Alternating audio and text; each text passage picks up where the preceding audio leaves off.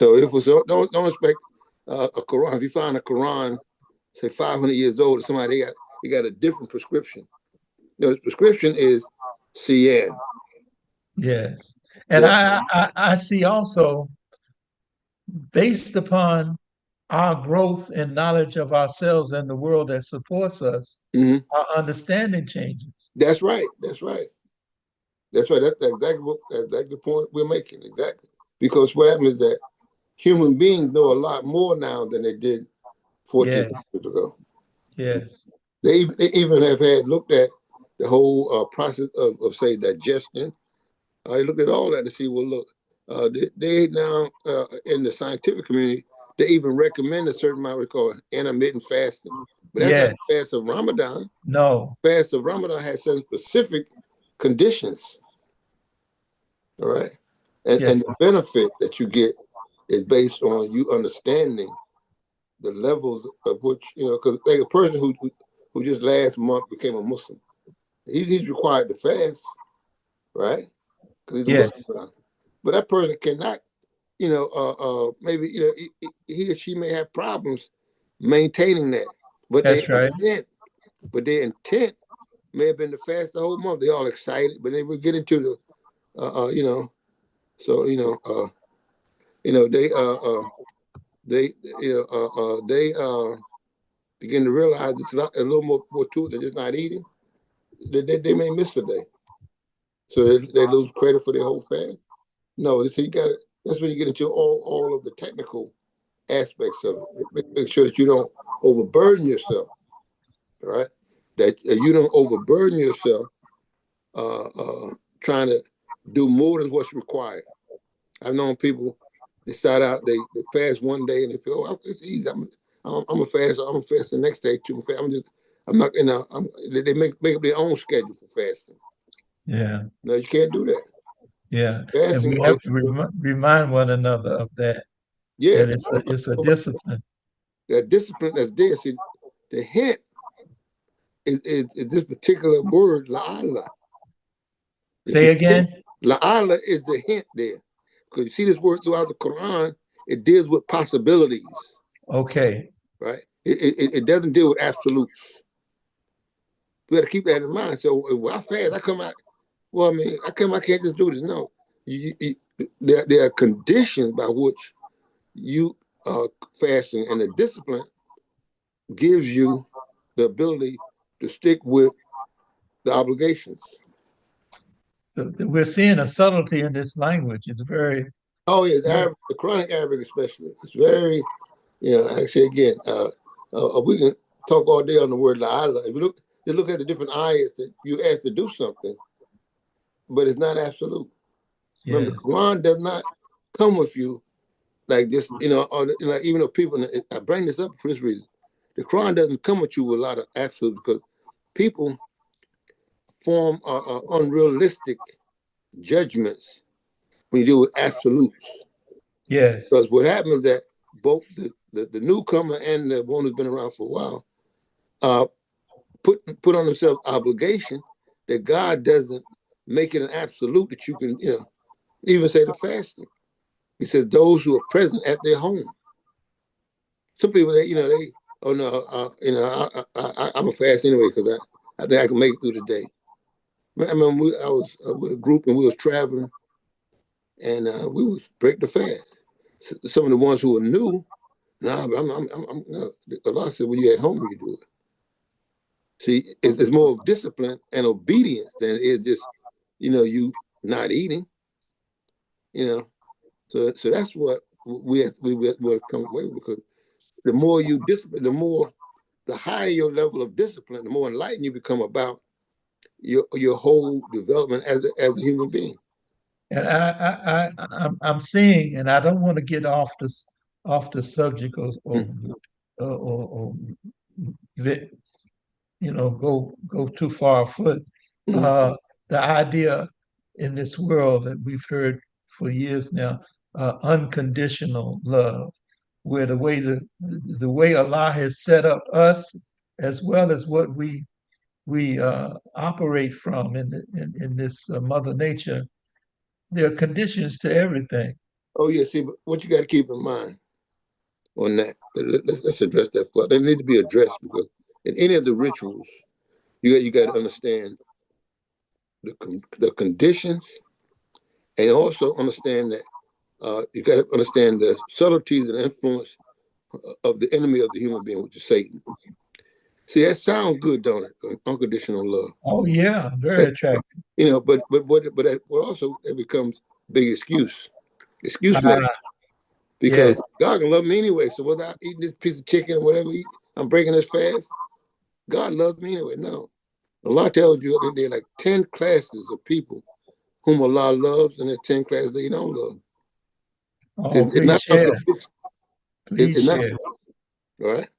You don't put, God don't put Himself on an obligation to be unconditional. What's the sense of having disciplines? He can, That's right. I mean, Allah is merciful, but I mean, you got to be striving to be disciplined, striving to be obedient. If you're not being obedient, he's not, he's not gonna just give you a free pass because you. No, that's not. That's in some religions they have that, Yes, but that is more of an excuse maker. It I see. sounds good, but when you start to try to apply it, it don't make sense. So, and it gives us a different quality of life.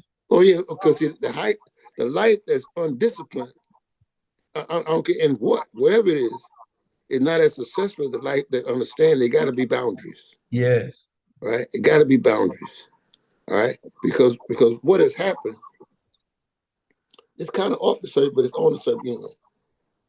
It's on the subject in this sense. Religious communities have evolved over the centuries Yes. who want to dictate the terms by which a law brings judgment. That's what that's all about. You know what I mean? A law does not love the one who does not obey him.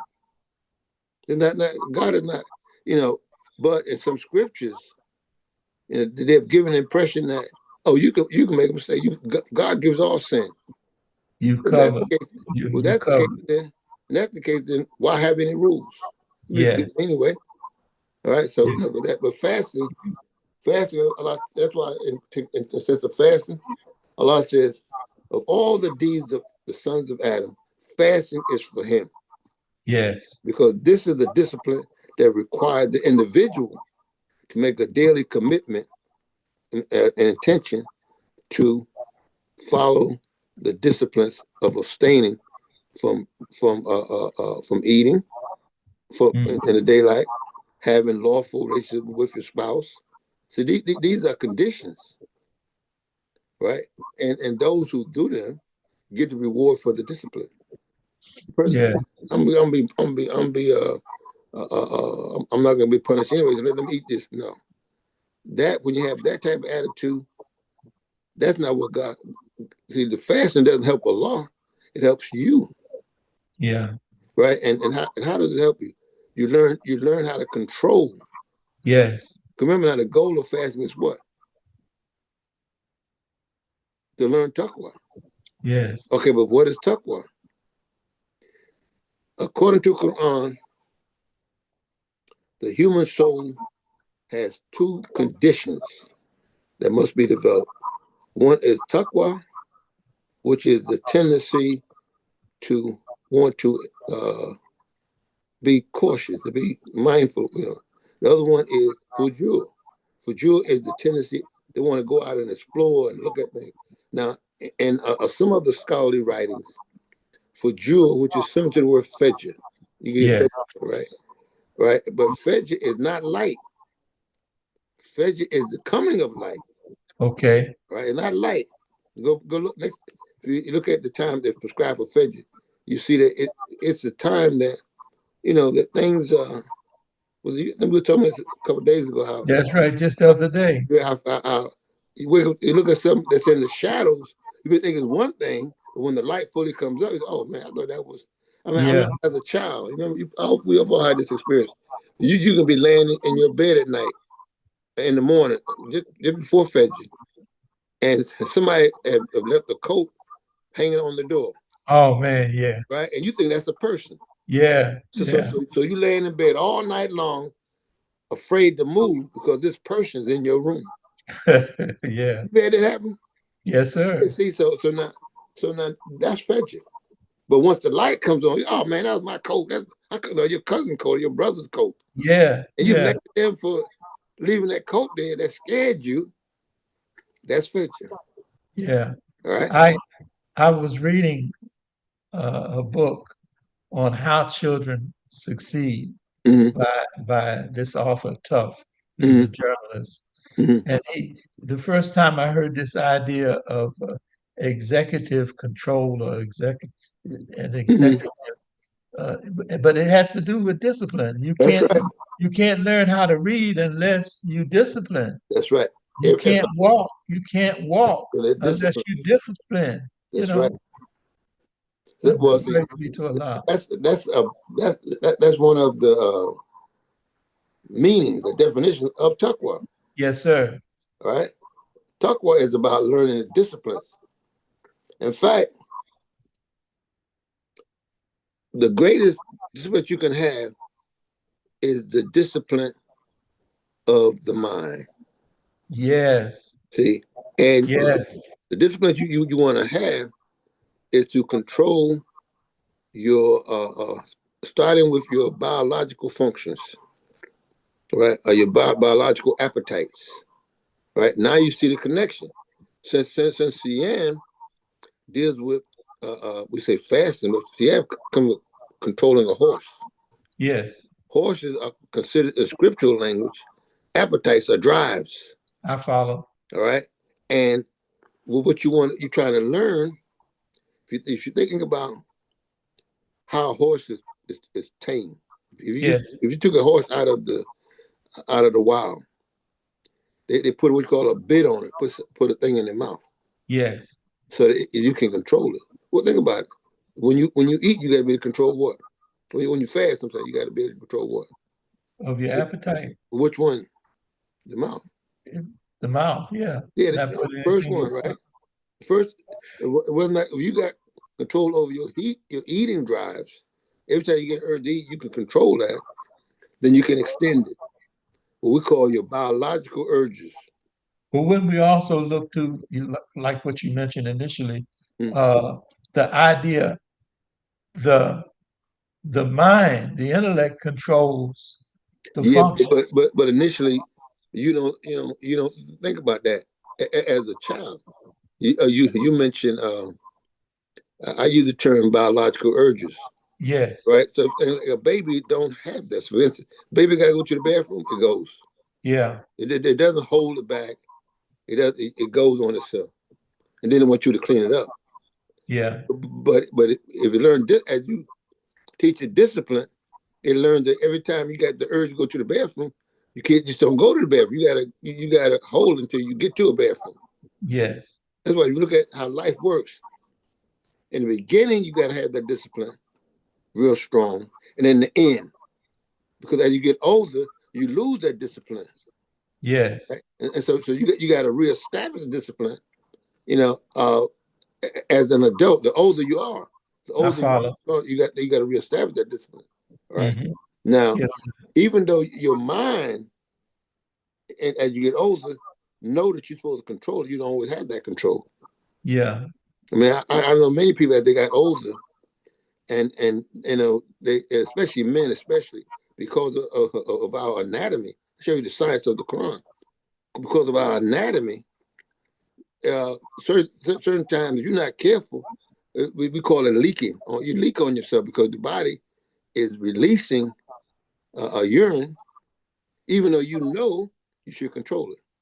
yes, So you have to practice consciously. So whereas certain functions were unconscious, right? In your human makeup, there's certain functions that are unconscious. But as you get older, your body you have to consciously now practice the discipline of controlling your biological urges. Whereas the baby is unaware of controlling it. The human yes, being, the older you get, the human being have lost that control. and even sometimes lose the memory.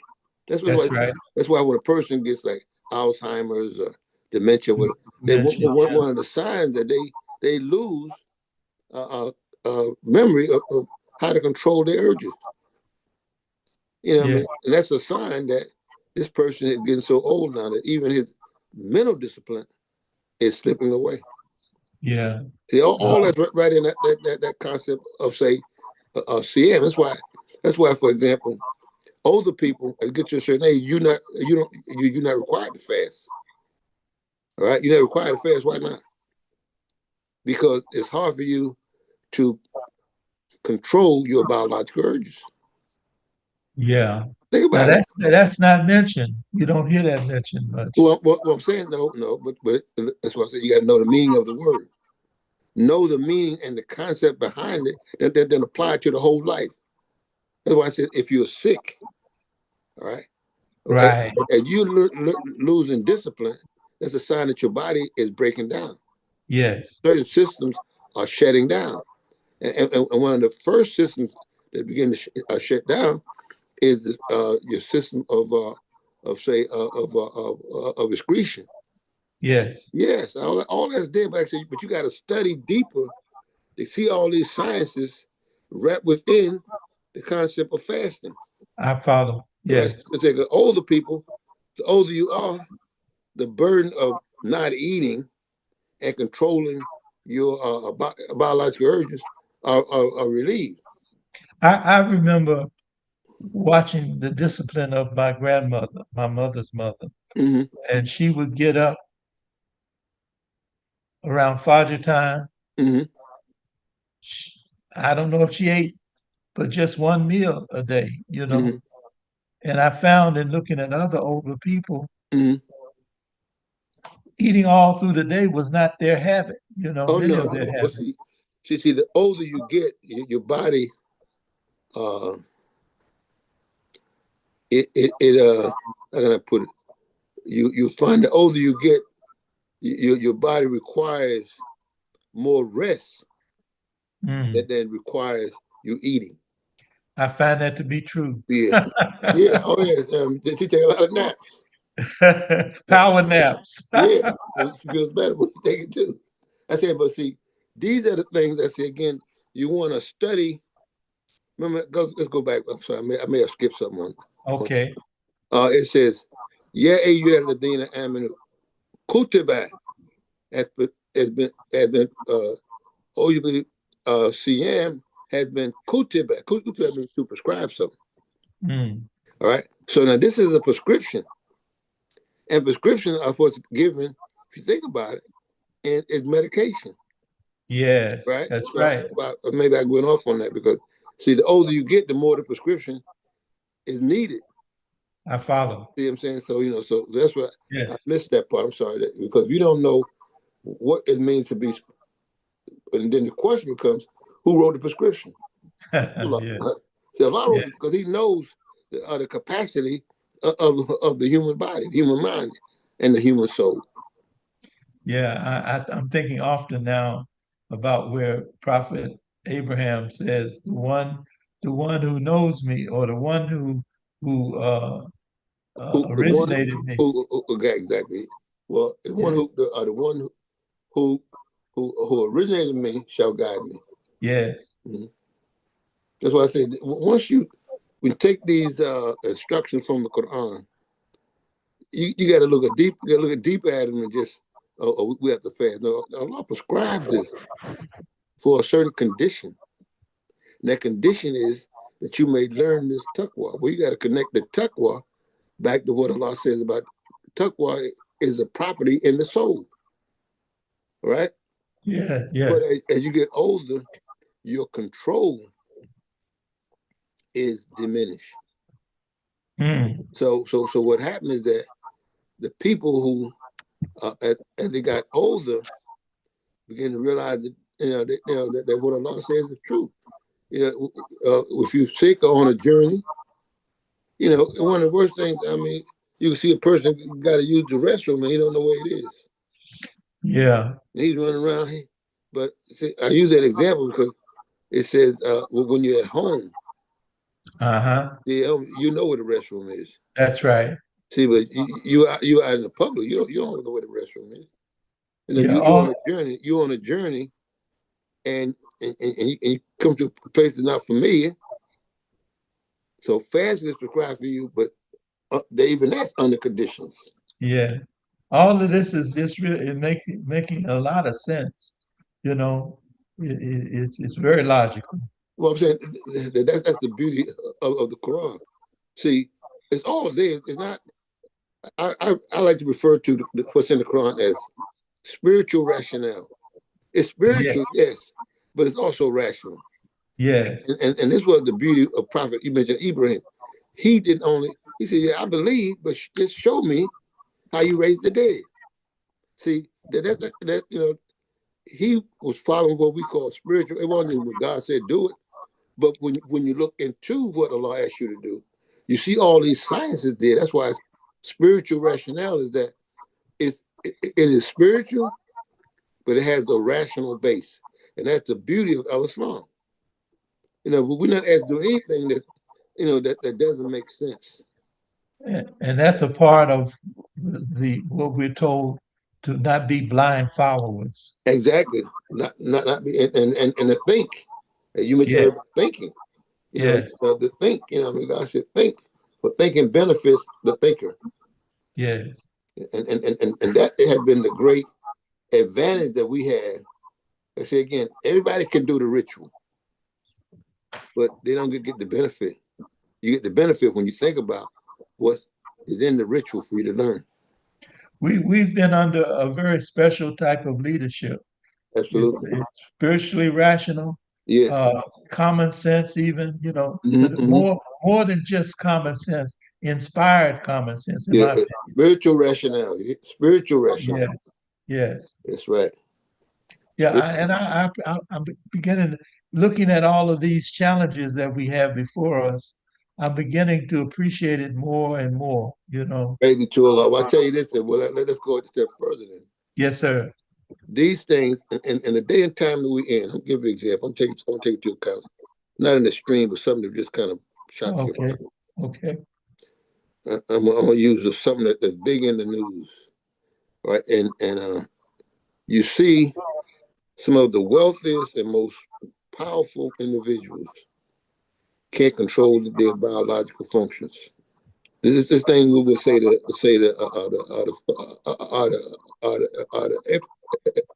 Epstein files. Yes. Have you been following that? No, I try not to.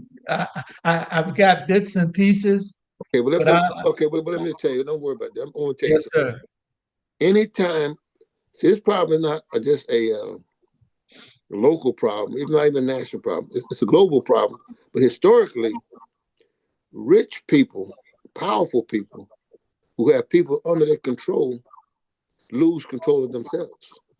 I've witnessed this. Mm-hmm. Yes. So what happens is that one of the things that is happening now, you're seeing the uh, the exposure of that world that took advantage. Think about it. Go back a few hundred years, and a lot of these behaviors, well, it didn't mean nothing because Yeah.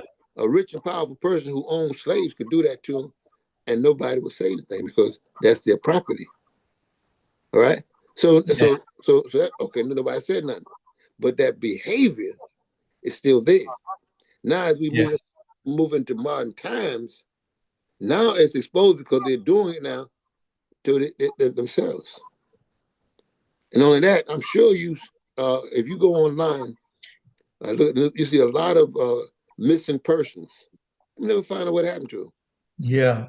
Well, what they're finding now is that that type of devious mind that has no checks and balances, it has been operating for centuries. It's like new, right? And if you study, so even though we talk about fasting, a person who cannot control his biological urges, if he's given the more and more power he has, the more he can express that urge. Yeah, they've shown, this the stories of and the history of the Marquis de Sade, Yes, that's right. sadism, masochism, Okay, but that's just the tip of the iceberg, Yes, sir. right? That whole mentality that that when the mind doesn't have moral restraints, every urge, Allah says in the Quran, He says, we have created a human being and we know what dark suggestion his mind makes to him.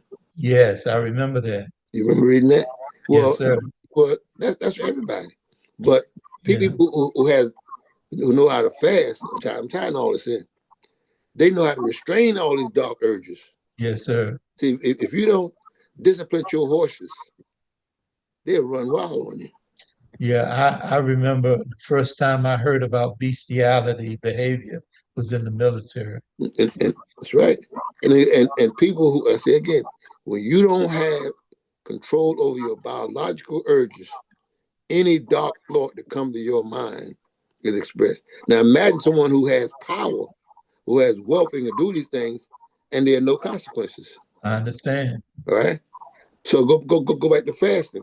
I Yes, learn the importance of fasting is to strengthen our moral consciousness, the taqwa. So in other words, don't just think of taqwa as some, you know, we don't see taqwa as a rule we can apply on any situation in history in our own time. We think, oh yeah, let's go fast Ramadan. No, but the human society needs an understanding of Ramadan and fasting because you see, look what's coming out.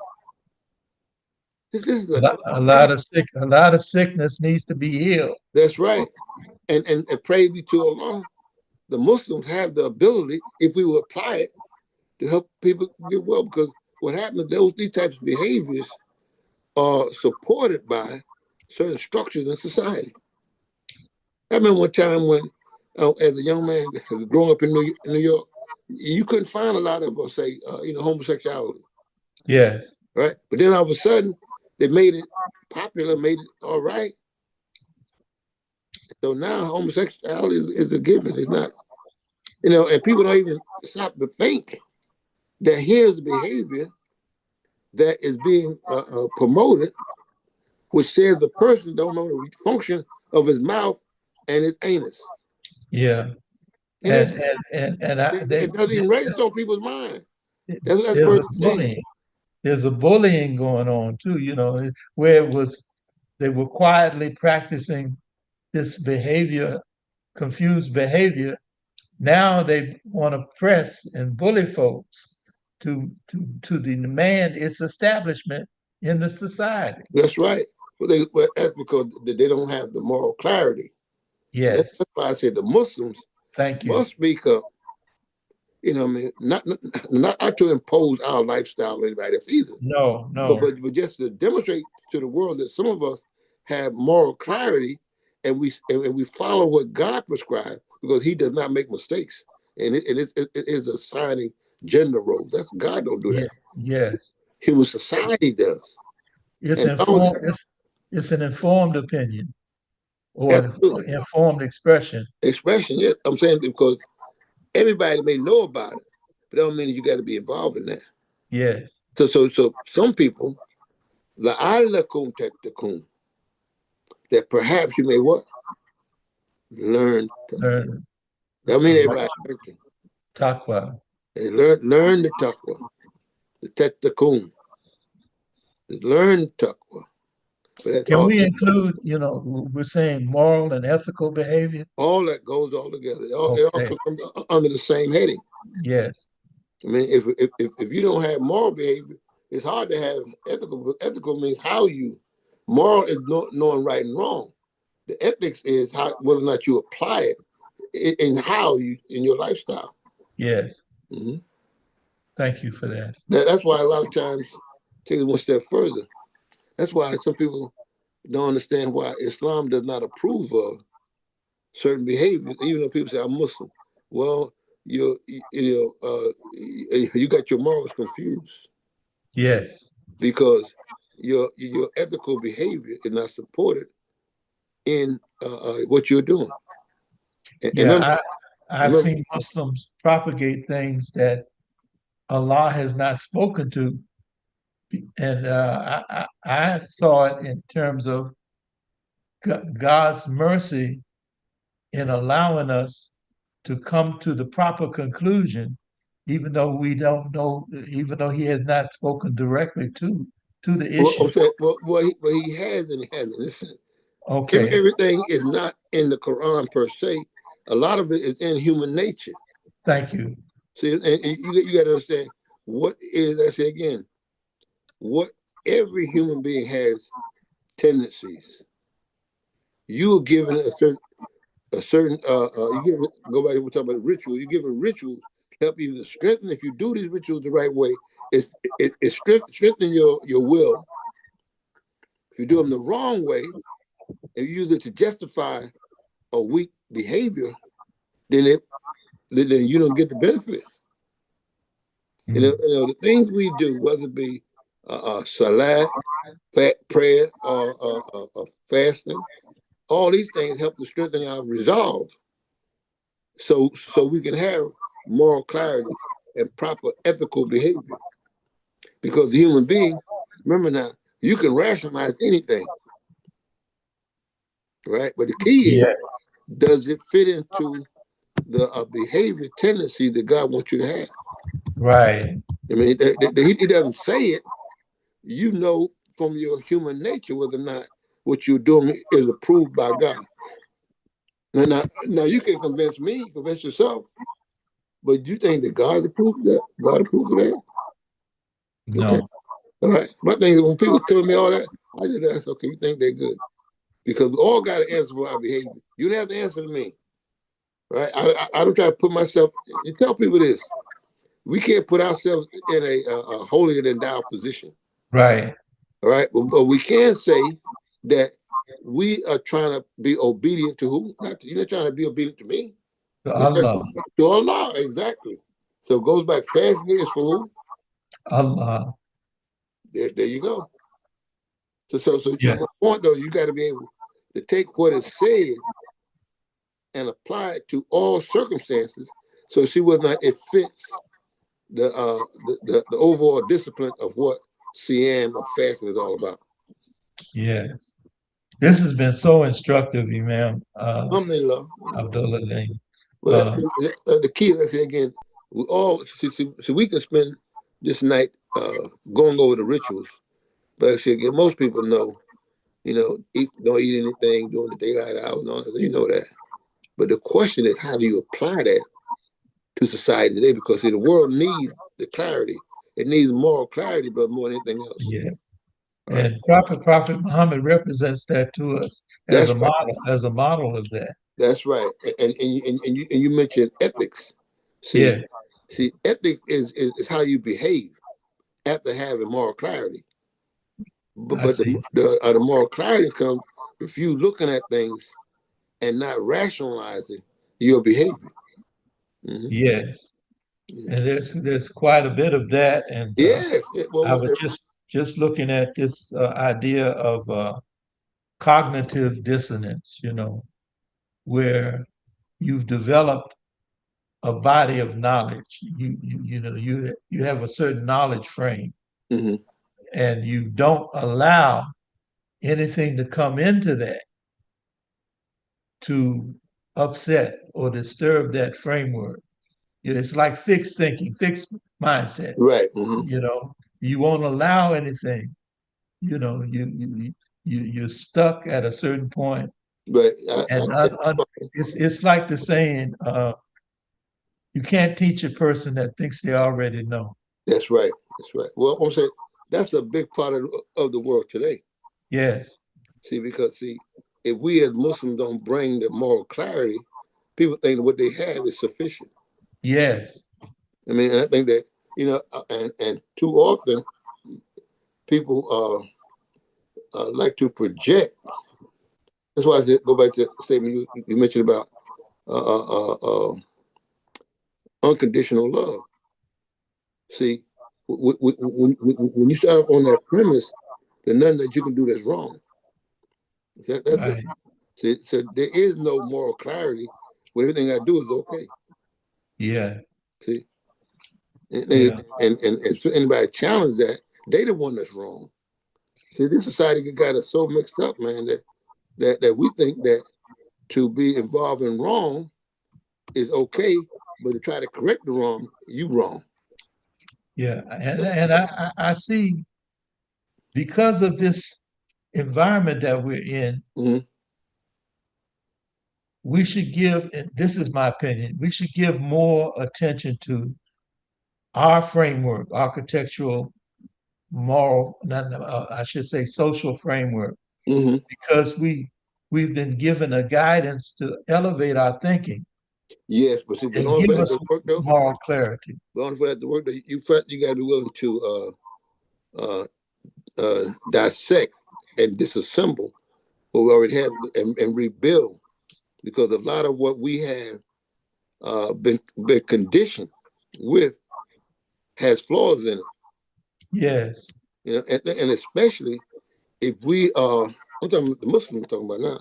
If we Yes, sir. have a lot of ritual understanding, right, the influence of Satan.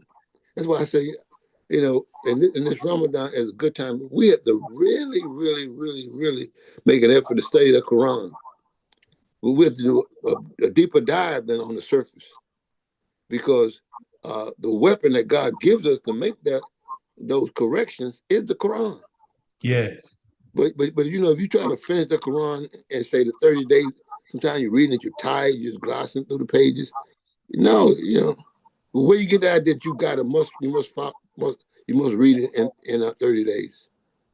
Where you get that from? Did Allah said that? I haven't found it. Right, but everybody try to do Yeah. it. I mean, you'd be Mm. better off. If you think about it, like, think about it now. You'd be better off if you took time, Allah says, and reflect on what you are reading. Not try to rush it. That's the So, invitation. right, that that will give you more of a protection. Remember, another word for taqwa is a defense or a shield. You don't get the defense or the shield of taqwa if you just glossing through the ayats. You ain't think about it. Give you for example. The Quran says, it opens up with, it says, Dhalika kitab la rayba fi hudan lil muttaqin. All right? That is the book, and it is guidance, right? Sure without doubt for those who are what? Muttaqin, Yes. right? A muttaqin is the noun form of the word taqwa, right? Mm. Yes. But it says those who are muttaqin. So once again, we come back to taqwa. You gotta get, well, what is taqwa? And I'll give you for example. People don't like to hear this, but is if a taqwa is a way of thinking about God and about goodness and about morality and those things, how can I, as a Muslim, especially African American, I'm talking to them now, think that I'm getting the benefit of the Quran if I'm reading it with a color conscious mind? The Quran comes to guide the human being. Yeah, that's clear language in there. Okay, right. Okay, but the Quran comes to guide the human being, and the struggle of the human being is called the human liberation movement, not the black liberation movement. Yes. So Satan has been working to get us stuck in the stage of color consciousness that we have become, without thinking about it, are so fixed on our color that we don't allow ourselves to see goodness in other people. This has been African American History Month. I Yes. ask people all the time. I said, "Well, why is it?" I look at something the other day. I looking at a sports show, and it was showing all of the athletes on the Seattle Seahawks. Their defense, their defense team is approximately 2/3 African Nigerian. Okay. Nigerian. And they didn't say 2/3 black. They talk about their nationality, right? Now, anytime African Americans achieve something like that, they don't call it. They immediately put it on the what? Color. Black. Black. Because if we want to go around the world and teach our liberation struggle to other people, like people from Southeast Asia, people from Southeast Europe, or whatever, they won't be as akin to hearing us tell about our suffering because we're talking from a color country. But we show people that our condition is something that human beings shouldn't be put in. Now we got a universal message. We don't have a universal message when they always tie they limit our thing to our suffering and slavery to a black man. So Islam comes, Dalika Kutab la Reba Fi, Hu Dalil Muttaqin. All right. So we can't get the full benefit of, of the Quranic guidance because why? We are seeing the world through the lens of color. The taqwa is not there. Yeah. It's mustaqim. Are you following what I'm saying? We're not going to get the benefit Allah wants us to have Right, uh, because it says guidance for who? for humanity. It said those who have cut, those who have taqwa. Yes. And it's a message for all the world. That's right. But but but I'm not talking just all. I'm saying those of us No, who no, I follow. those who have accepted Islam among the African American community has to make sure that we are not allowing our color sensitivities to color our human and universal perspective. Because the Yeah. Quran says, I'm going to follow what you just said. The Quran says, Shahru Ramadan, alladhi unzila fihi al-Qur'ani, hudan lin-nas. And Okay, that's all right, and for humanity. But it's humanity who have a social conscience, because the word is nas. Nas means social conscience. okay. If I'm not socially conscious of everybody's condition, I can't apply my understanding of the Quran to everybody because I'm thinking about the black people. Yeah. I swear, think about my people, black African Americans. But I'm not limiting my understanding to the problem as being just a black problem. It's not. So yeah, What do you ask? yeah, I can see that, and I'm thinking in terms of the guidance that tells us, that don't make your Islam a favor to Allah and His Messenger. Right. Mm-hmm. It's a favor to you, Mm-hmm. to the person who's thinking in that frame. Yes. You Mm-hmm. know that this is a message to the black man. Yes, I'm saying that's I can tell you stories about that. All right. Yeah. If you think this is a message to the black man, you're gonna miss the message to the world, Yes. the guidance to the world, and the mercy to the world. Yeah. See, in order for us to really get the benefit, we got to see Islam as being a human liberation. Because I say again, these problems, I guess we're talking about this thing now with the Epstein files, it's, Yes. it's seeing its impact is global.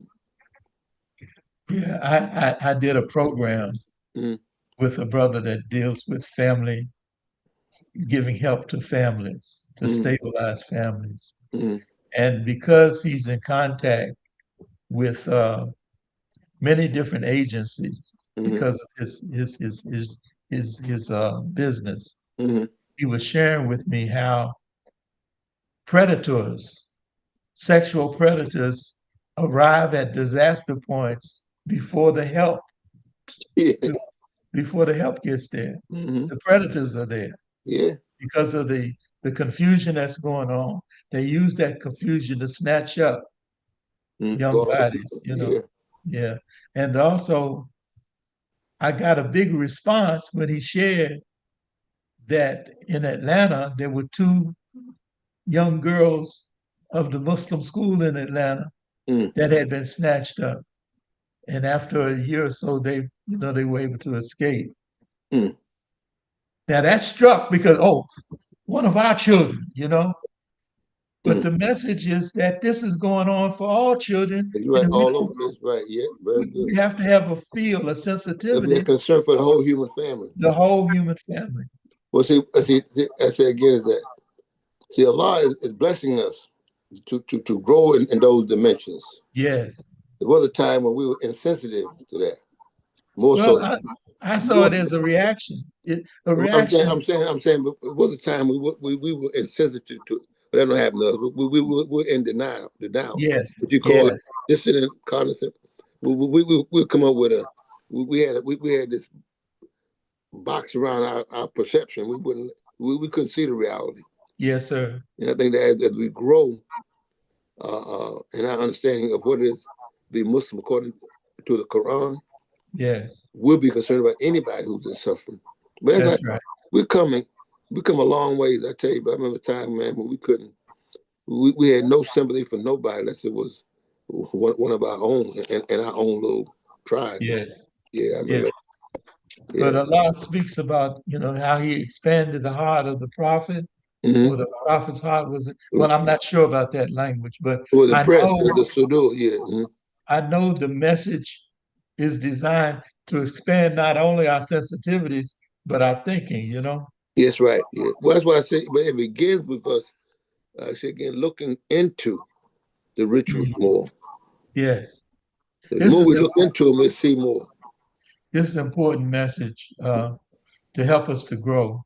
Yeah, I mean, And and I think we are growing. I think despite everything, brother, I think that over the last 50 years, I've seen Muslims in our association really grow humanly.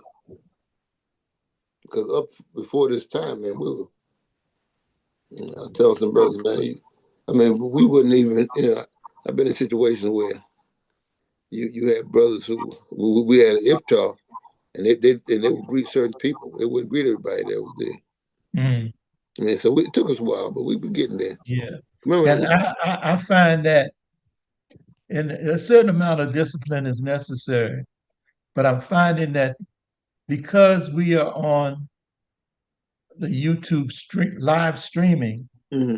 we're sharing the insights and also, some of our developmental stages that are not too, they don't favor us. Well, I'm But saying, understanding keep in mind though that see, human growth favors you by intent.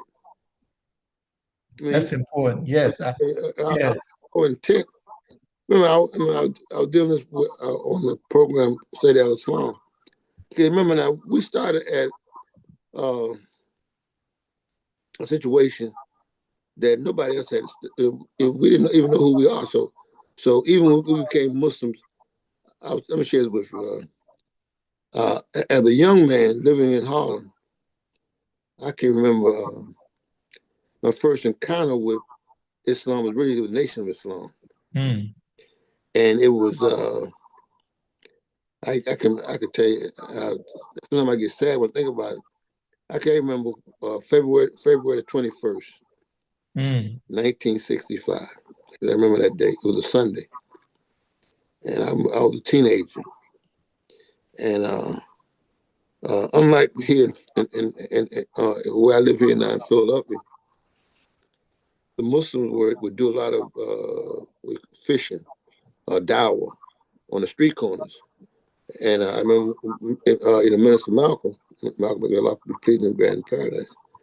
He would preach on 125th, and I think it was 8th Avenue, right in front of the Hotel Teresa. And I remember after he broke with the Nation of Islam, that Sunday, he was going to give a speech at the Audubon Ballroom. Audubon goes further north. It's at 165th. yes, And I remember he was trying to get us to expand our Islamic understanding. And a lot of people were resistant. Even people who was with him, they were resistant. They were still looking at it black, white. yeah, And so he got killed. There were some people who was happy. They didn't think about the consequences. And a number of brothers who were leaders joining his movement. They said they went and joined the Black Panthers. At that time, we had a group in New York called the Community Commandos, the Black Community Commandos, and we couldn't see.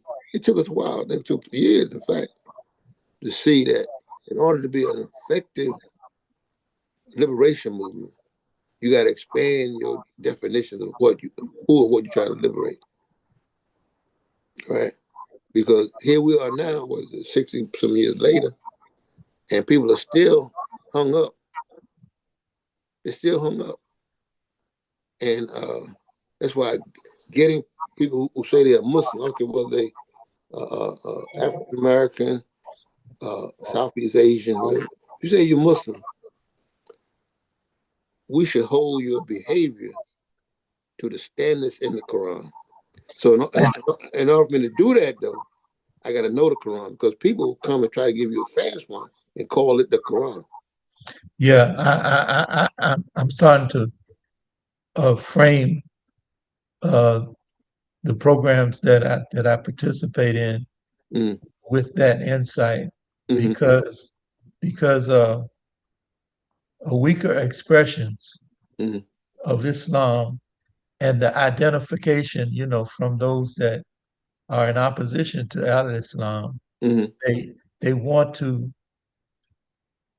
in our case, point to Muslim, quote unquote, behavior that is not in line with the Quran. But when it comes to, it's human. When it comes to them, they want another standard, or they use another Right, standard. but we have to think of what you just mentioned. So what we have to do is go back to the idea of fasting. I remember when people still do it. They'll fast, but as soon as the sun go down, they will not get something to eat. They want to get a cigarette. Yeah. Yo, Yeah. I mean, even the common sense of this health department, they tell you that cigarette smoking ain't good for you. Oh. But you gotta and see and one of the things that I think a lot that I came the road that I came, because food was not the issue. Right? Because we ate one meal a day. So Yeah. that was not the issue. The issue was the deeper meaning. That, well, I'm not worried about no. I'm not waiting for the sun to go down so I run and get something to eat. Our problem is not trying to extend the fast to prove that we are just as Muslim as the guy who want to go out and smoke. Yeah. See, we both were on different ends of disobedience. Mine was not understanding that you don't add to the Ramadan fast. You don't. If Allah says fast, or excuse me, the Prophet says that that the fast is from sun to sundown. No matter how you may feel about that, you have the iftar when Allah tells them if the sun went down, let's eat. Nah, brother, I eat one meal a day. No, anybody do it? That's not the Ramadan fast.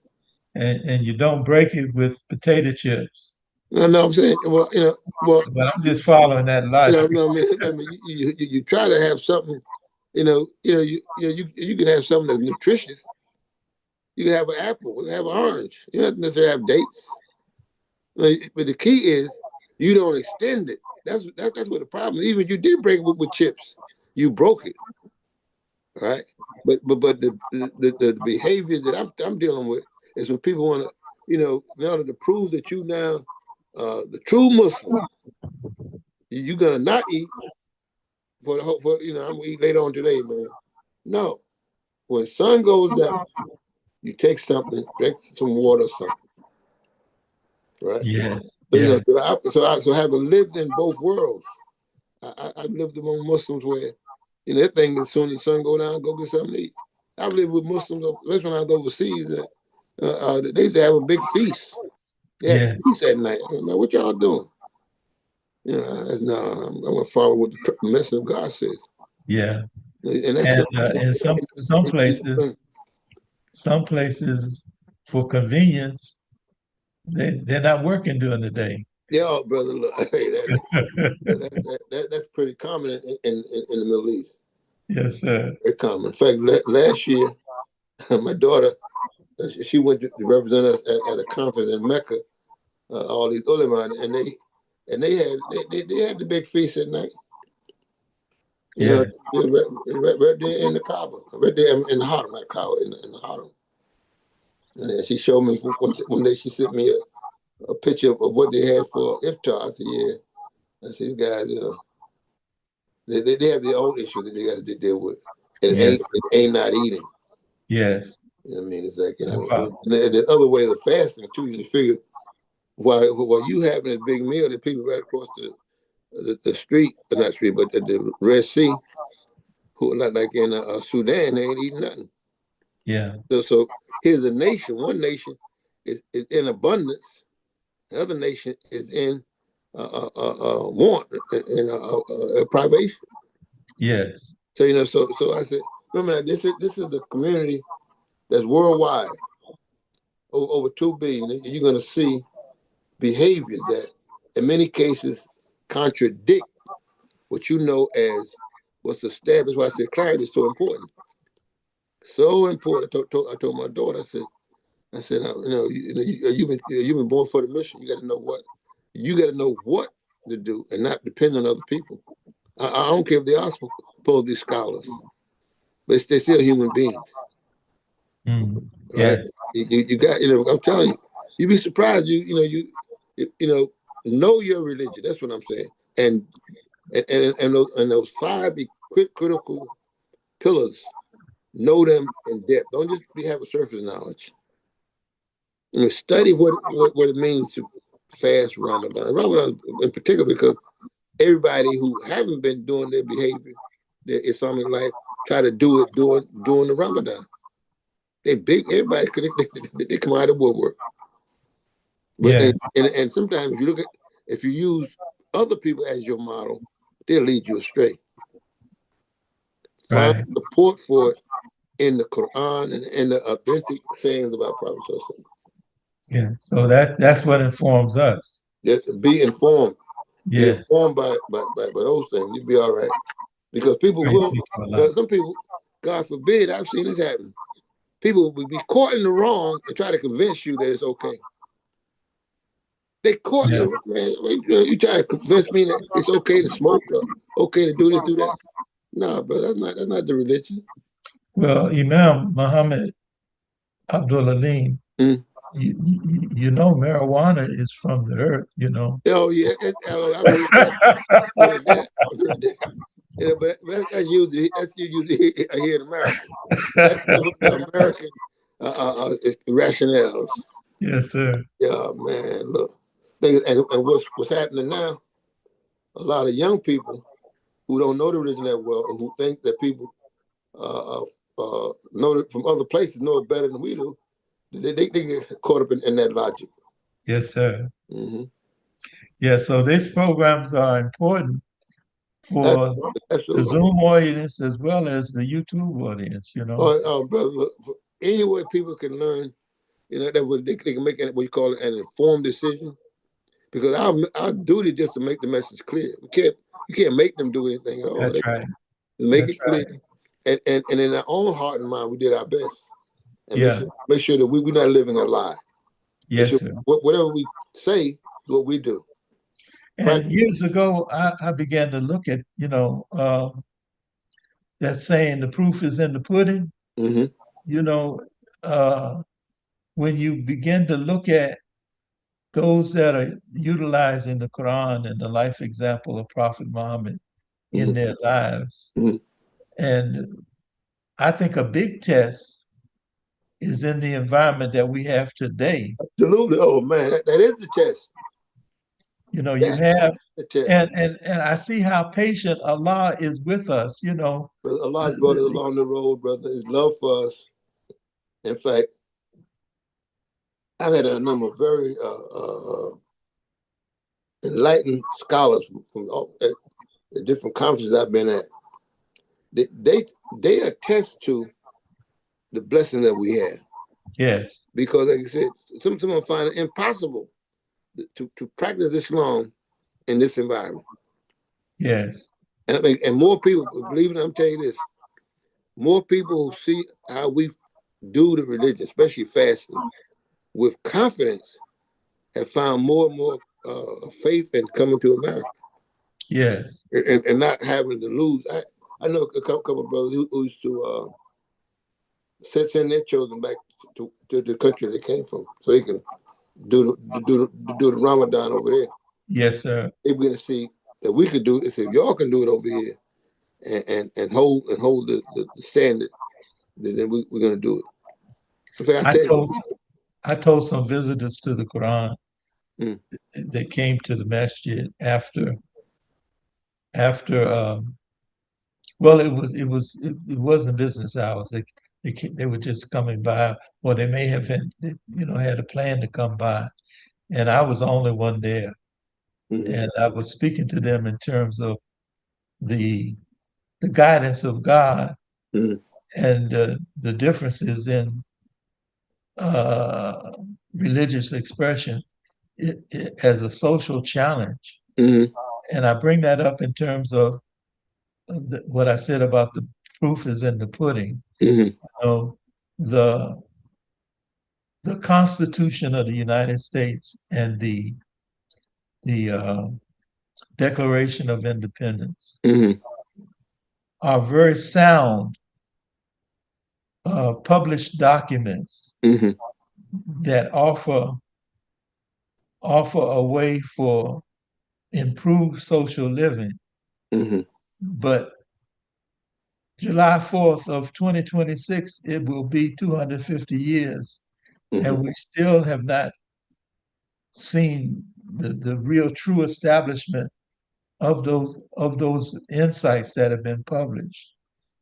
And in this climate, what those believers in the Quran and the life example of Prophet Muhammad, it's clear to me that they offer great help to people that are confused. You know, they really don't know how to be human beings, and that what the Quran offers is how to live a truly human life and get rid of the confusion. And lastly, the guidance of God tells us to take the best thereof. mm, And Imam Muhammad told us we should pass that on to our Christian neighbors to take the best thereof of what their guidance gives them. And some years after that, I found in 2 Timothy, second chapter, 15th verse, right around there, to show yourself approved by rightly dividing the word of truth. Now that sounded very similar to take the best thereof to me. no, yeah, mm-hmm.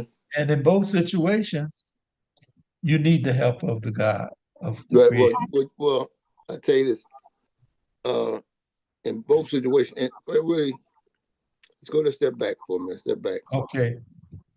Uh, when you become a Muslim, you know, especially of African American descent, you really don't know the religion of Islam. Mm. Yes, But also, as an American, African American, you don't know the Constitution either. that's right. All right. So all you have is your good instincts, right? You got your good instincts, and you don't want to be looking through the lens of hurt. That's right. A lot of people of African American descent are still hurt by the experience, and they only look at the hurt of America, of the situation in America. Yes, They don't look at how they can, what areas could they use to advance their cause here in America. I remember Dr. King said in one of his speeches, because during January, February, I try to listen to a lot of his speeches because this African American History Month, plus his birthday and all that. yes. But he said something in one of his speeches, and it stuck with me. He was addressing the American public. He says, "If you didn't mean it, why you put it in writing?" No, I mean, Oh, that's beautiful. right, and because I'm saying, what else he said? He said, because I That's read great. somewhere, he said, I read somewhere that you believe that all men are created equal. I read somewhere, in his mantra was, I read somewhere, Yes, speech. He says, but if you didn't mean it, then he come back to that. Why he put it in writing. So the point he was making was that the things that are in writing, we can call you to account for. that's right. I just heard somebody say you said something. They may have heard something wrong, but it's in writing. So I say that is that we have to take seriously what we know of the writings of those documents that hold this country together. Yes, Right. I think, and as a parent, I can remember when my children were younger. I think by the second grade, we had them. They only knew, the basics and how to say their prayers and everything, Fatiha, some small surahs. But they also knew the preamble of the Constitution. Because in order to form a more perfect union, that's right. they tell you, well, what they tell you though? It's not perfect. Yes, You can make a contribution to make it better. That's what they're telling you. yes, But you got to be willing to challenge the things that are in writing to show how it could become better. You can't just dismiss the whole thing. So I go back and say again, you say, oh, Thomas Jefferson did this. Yeah, we know he did that. yeah, He did this, he did that. And, but he also did that. See what I'm saying? So yeah, you got to be able, one of the problems that we find in today's environment, people will not give credit where it's due, but yeah. jump all over you, think you did something wrong. There's an environment of hypocrisy. Right. Yes, yes, Both there's sides. Right. There's America the ugly, but it's also America the Right. beautiful. But that's why I said during, let's go tie this into the fasting. See, fasting keeps us out of the hypocrisy because we're fasting for the pleasure of Allah. Yes, Right. And if you're hypocritical before Allah. yes, No one could, excuse me, no one can judge you, eh, excuse me, as to the validity of your fast, whether or not you did it right, did it wrong, except Allah. that's right. Right. So, so, Yeah. so, so what's happening is that we in a situation where we had what I call a nexus of time. Mm. These What are does that mean? That word mean? nexus means Nexus. events come together that has similar properties that if you could correct one side, you also correct the other side. It's a nexus. These things coming together. All right. And it's happening in several ways. Let's give you a couple of examples. We know that technology has grown to the point where you can get an AI, I'm using AI for example, artificial intelligence. You can get that to do some of you, if not all of your work, not some, but all. In fact, a lot of colleges now and high schools don't let the kids use that because they are using that to skip over doing their work. Right. So the next is that they have a need. They got a platform to help them do the work. You want them to advance the ability to do the work, but they got to think. They're stopping the thinking just to get the answer. So we got to change the fact that all you want to do is get the answer. You want to think about what is the answer and why is the answer. It's the same with fasting. Okay, you are fasting, but do you know why? Because Satan Yes, will come and put a burden on you. I remember a few years back when Ramadan was in the summertime. When you was hot and thirsty. So somebody can't tell you, man. I know that your lips look all dry, brother. You all right? That you did feel bad, but now you lie to yourself. Nah, man, I got this. No, you recognize that Allah knew before He prescribed fasting during a lunar calendar. You will have days like that. that's right. So you said, yeah, man. He said, yeah, I feel like that. I'm exactly what you said, but I'm trying to be obedient to my Lord. Yes, Text it. But now, if you lie, Now you don't get the benefit of Allah's mercy because you're not acknowledging the struggle that you take to fast during the hot months. Yeah, Right? I was working construction Mm-hmm. during one of those times where you had government saying, you know, how hot it was and we should Right. pray to God for relief. Right. And I'm working outside or Right. inside the plant. And my common sense told me, look, man, if you need to pour some water over your head, you know, you wear a cover so you Mm-hmm. protect yourself from the heat and avoid the issues of heat stroke by just using your common sense, man. You Mm-hmm. know. But interesting you say that. In 1977, 78, uh, uh, Ramadan was in the summertime, right? And I was in. I think I was in. I think we was in Medina, Mm, right? Because they had planned to take us to Taif up in the mountains, much cool up in the mountains, but they hadn't taken us. So they took us first to Medina. We was over there in school, and I never forget they had these sprinkler systems, mm. right? That had them on. You can walk through them and get cool, Yeah, right? yeah, It got wet though. By the yeah. time you walked a couple of You feet, dry, yeah, you it get dried dried off. up. But the point was they recognized the heat Yes. and they gave you a remedy that wouldn't break your fast, but you got to make that decision. Some brothers, mainly from some brothers from England, they were, oh man, I'm fasting. Those same brothers had one of them had a heat stroke Yeah. because the Saudis and other brothers from different places, brothers from Indonesia, everybody walked through the sprinklers. You didn't stop and drink the water, but you allowed No. yourself to get wet. Yeah. Here was some brothers from England. It wasn't brothers from the United States. They didn't want to do that because they want to show that they were more Islamic. The people who lived there. Yeah. This That's is a mercy. problematic. This That's a is a problem. mercy that they got this. They had the sprinkler system on, and he got it on for the purpose for you to cool off. Yes. Nah, brother, I'm fasting, brother. We all are fasting, but right now we're gonna walk through that sprinkler system. Yeah. At this time, I want to open up Yeah.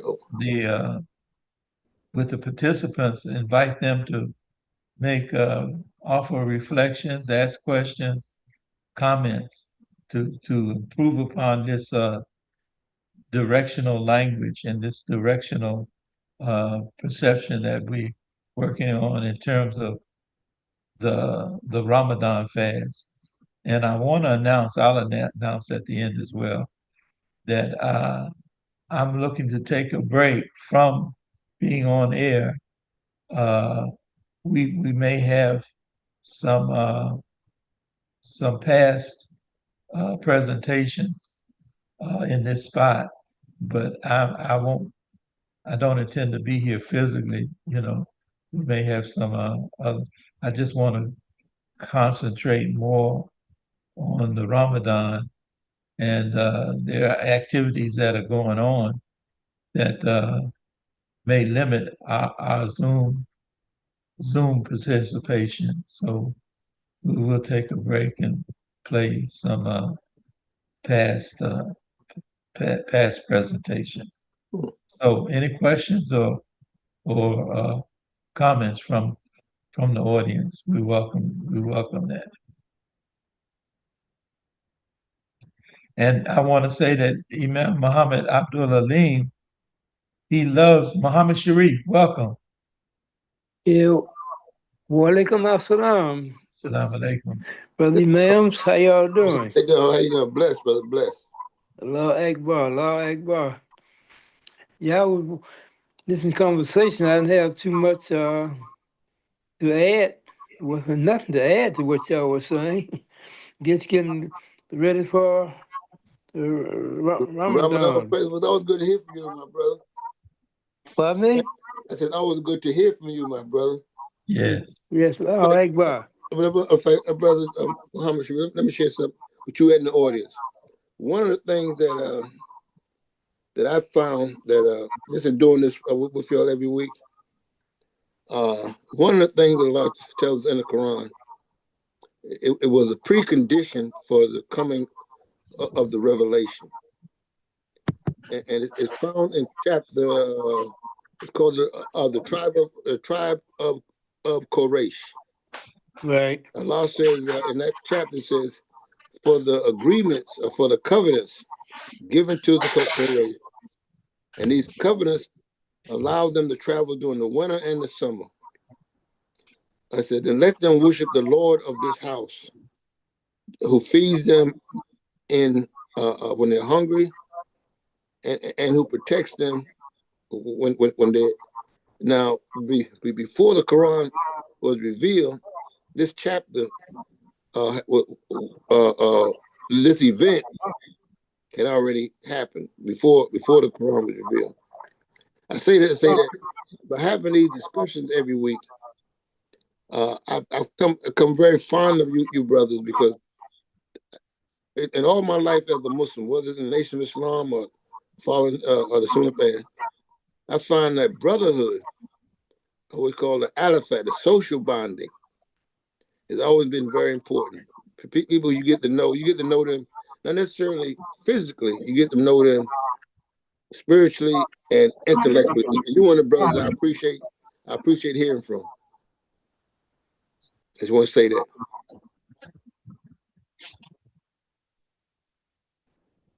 You guys there?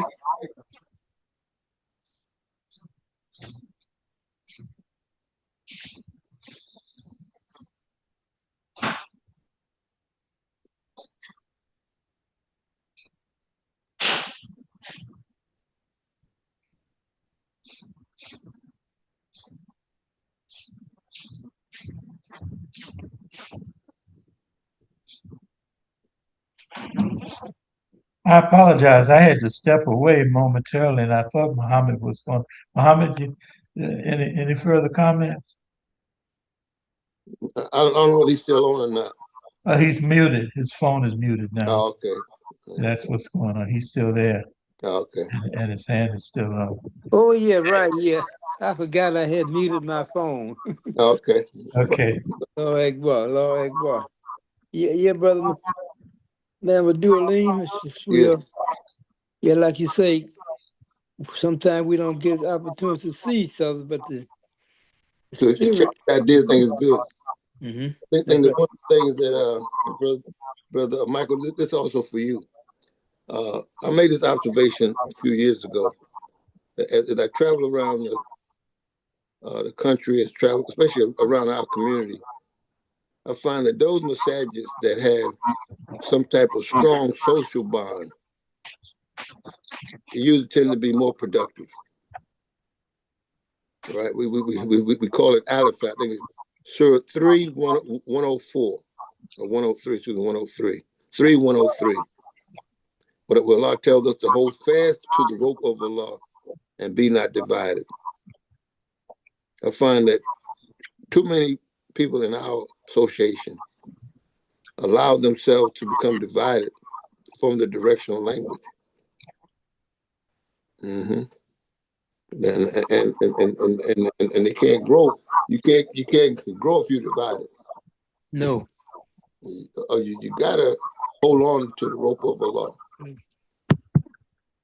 Yeah. When you get divided like that, what happens is your opposition, the enemies come on and see where you are. You're divided. It's come back about divide and conquer. Divide and conquer, exactly. Yeah. Mm-hmm. So you wanna, you wanna use this the Ramadan as a time to get together with people. Mm-hmm. Yes. Try to reestablish a strong social. That's why during the Ramadan you have say the community iftars. It should try to make people feel welcome. I mean, because if you don't, Allah says, and be not divided. It says you on the brink of the pit of fire. Right. That's right. That's right. And Allah save you from it. You know what I mean? That's right. And he joined your hearts in love. I find a lot of times with us, you know, we don't show the same love that we want to show to each other. Yes. I mean, it's like, you don't know what a believer has been going through over the last year. So if a person comes to the masjid for iftar, welcome them. Yes. Make them feel at home. Make them let them know that you appreciate them coming out. Yes, sir. I mean, and be genuine. You know, don't assume that a person. Some people will assume that if a person is not fasting according to our standard, we'll be checking people out. We're not the The Ramadan police. Ramadan baby. We're not. No. Another brother came to last year. He put some chalk on his mouth, making like he was fasting. You know, I mean, anybody can tell it was chalk, but I told you to leave him alone. See, you don't know what's going on in his life. Yes. I mean, we're talking about environment. Some people are living in hell. So when they come to the masjid, they don't want more hell. They want relief. They want relief. I mean, they want you to show some kindness. Yes, sir. Some love, some brotherly. The word is alifat.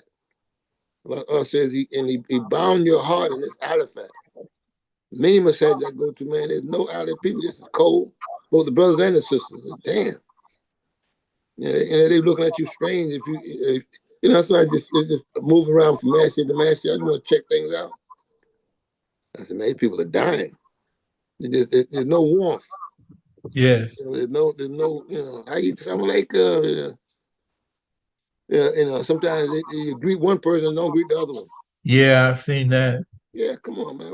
We all living in hell. Yeah. We all here in America, man. We all African Americans. Sometimes I go to immigrants. That's not because I teach a lot of immigrant massages.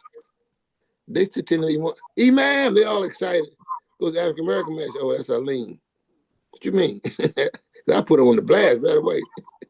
The immigrants are all happy to see me because they know the battle that their children are going through, and they love to get the common sense directional language. Yes, sir. African Americans, man, they still, you know what I mean? And God forbid, don't mention something about our past. Your past is your past. You can't change it. That's right. The key is to find the benefits that you got from it and think of Allah for bringing you along that path. That's right. You know what I mean? I tell people right away, man, look, I can remember different stages in my life that you know, I was the black sheep in this community. Yeah. Islam, I was the black sheep, and remember, if I remind me, I found this book. Here it is right here. Let me show you this. Show you this right here. This is something I did. I did this one. That's right here. I did this. I did this when I was a college student. What's the name of it? Concord. Can you see this? Yes, sir. A little bit more to your, Right. I guess that right there. Yeah. Oh wow, that's well done. That's well. Well, don't know that for you. That's the cover. Let me show you. I had the type. My wife did the typing. Okay. Can you see the print? Yeah. Yeah. So Nice print size too. Yeah. Well, yeah, because my wife she been working with me before we got married. Yeah. So You're ride or die. You ride it. That's right. 51 years, and this right here is volume 1. There are 5 volumes, and this along the way, I'll show you one right here.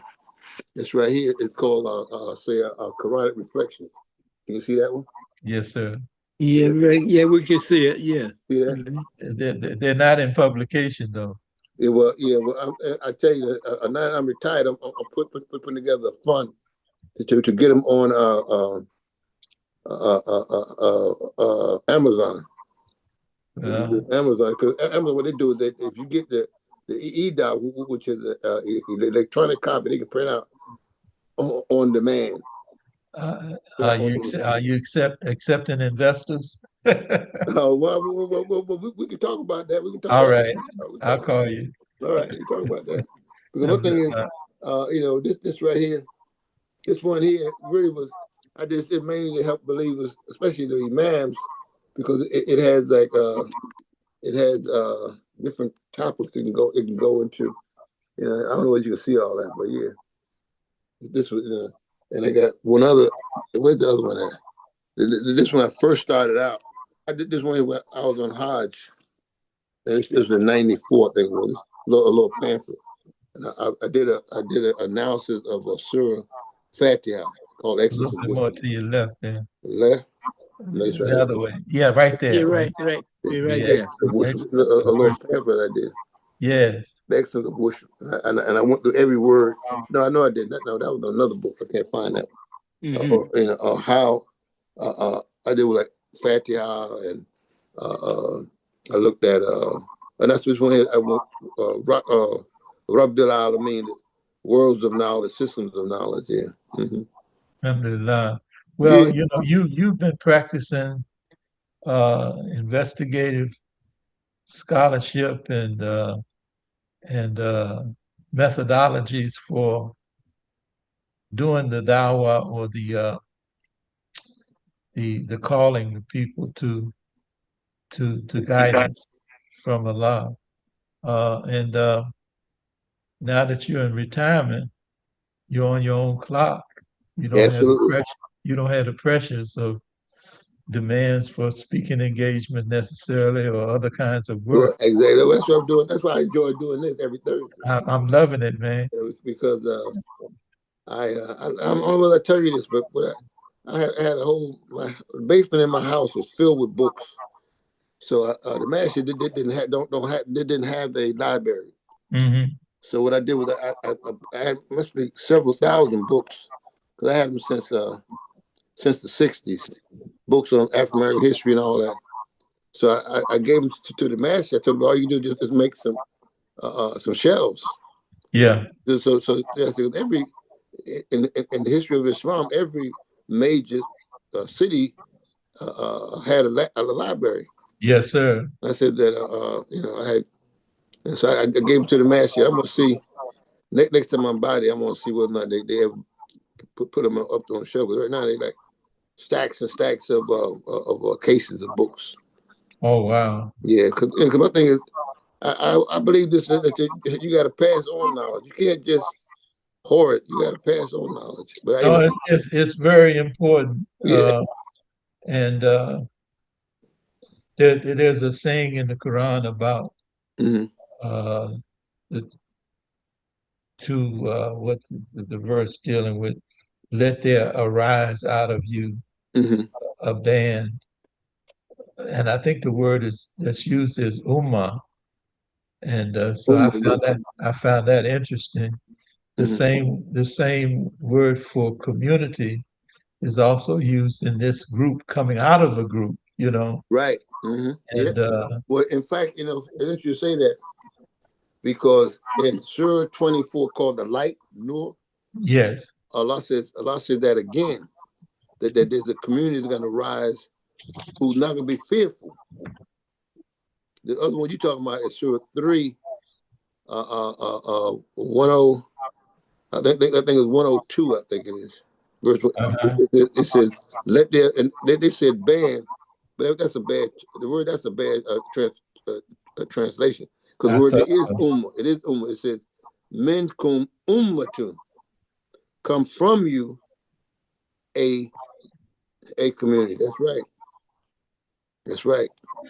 So, and it describes the commitment of this group Oh, coming out of the group that they don't accept criticism, that they following universal ideas mm-hmm, of humanity, mm-hmm, and they reject mm-hmm, those ideas that insult our mm-hmm. human makeup, that are insulting or unacceptable. Yes, with those two terms, one is Mahruf, which would come from the idea of those things that universally recognized being good. The Yes, other one is Mumkar. Munkar, Mumkar, those yes. things that everybody knows that's not. So that tells us that it's Islam to become a universal civilization. It has to be able to appreciate good and accomplish in other places. That's why Allah tells us, go study in the earth and see that people have made other made other accomplishments before Yeah. you. Yes. You know what I mean? And accept that one is Mile Roof is those things that universally achieved. When you get to a point of civilization, we're not there yet, but we're getting there. The Yes, other sir. one other one is Moomcar. Moomcar things that behaviors that nobody will accept. Yes. That's why I can tell you before this problem you see happening now down in Washington. Yes. Nobody accept the idea of brutalizing children. That's right. Nobody. That's why it's so important. In the Quran says this: the little child who was buried alive going to ask the question. A little girl going to ask, "For what crime did she commit?" Yes, sir. And that's telling everybody in terms of if you abusing children, what crime did they commit? That's a probing question too. Yeah, yeah, Just like the one that says, and it's so succinct. mm, Uh, to the believers, why do you say what you don't do? that's right. These are probing questions. Hmm. Well, thanks. That Yeah. Well, one day, probably after Ramadan, if I get a chance to finish reading the Quran this one time, they're reading in the Quran. I want to talk about it. Some of those probing questions, and some of them are rhetorical, but they carry deep meanings. So that you know, once you understand the nature of the questioning process in the Quran, you see the Quran wants you to think, but think deeply. You got to think deeply about the questions that are being asked, because yes, Allah asked the question, but Allah already know the answer, that's right. right? I mean, so you Yeah, want to know why would He ask that question? yeah. What does He want you to know? Well, the first thing I see is hypocrisy. Your thinking and your actions are not measuring up. Okay, but go back. It says, why do you what? Why do you do? To the believers, why do you say So, what you okay, don't so do? a person is speaking, Yes. right? The Islam is coming out of their mouth only. What you Well, don't this do, what I'm looking at is, your expressions, your verbal expressions that coming from your thought process. So you're not thinking right.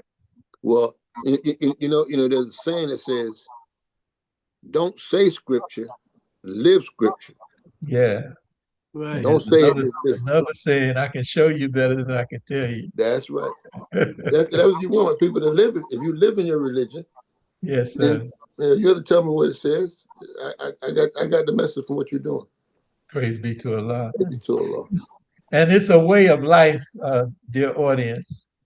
This especially to the YouTubers.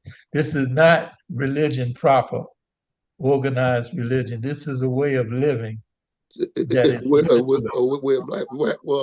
Well, religion itself means to be alive and to realign yourself That's with, right. with certain traditions. Yeah. Yes. And that's Religion why means life. I bring that up because we have so many young people Mm. that do not they're leery of organized religion. Right. People, period. Hold on a second. Yes, sir. Somebody knocked at my door. Hold on a All second. right. All right. Any other comments, Mohammed? Yeah, I just want to, well, I guess you say, spreading the word. Yes, sir. Yeah, have you heard of Sam Cobb? Yes, sir. Right. Okay. Sam Cobb Farms. Yes. Okay. Good. I see you know about it. So we got to pass the word so more people will know about Sam Cobb. Yeah, I brought some of his dates last year, Uh huh. and I went online to check what the prices are. I plan to order some Right. near the end of the month. Hmm. I'm moving a little slow, but Right. that's why I'm trying to get myself better organized by having being on the program Thursday nights be one less thing. Right. Okay. Mm-hmm. Yeah, yeah, alhamdulillah. Yeah. But So. I really enjoy you and others that make comments, and I'll even though I know that most people come in terms of listening mode, I'm still going to call out the opportunity for the participants to make reflections or comments. I'm not necessarily questions. I'm not necessarily looking for questions, although I think, as the Imam was telling us, questions are important. The questioning process. I remember hearing from Imam Fahim Shuaib, uh, the better question, the better our ability to make questions, the better we can get the answers or results. The better questions will lead us to finding better results. So Right. I'm all in favor of that, but I really want to, frame this directional language by hearing other expressions, because we all represent a knowledge body.